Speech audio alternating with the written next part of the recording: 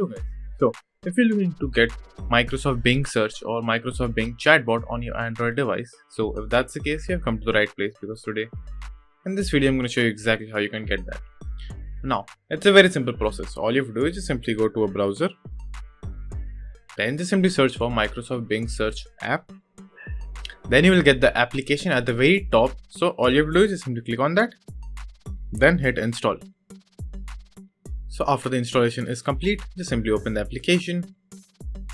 Now all you have to do is just simply click on get started, and then just simply sign in with your Microsoft account.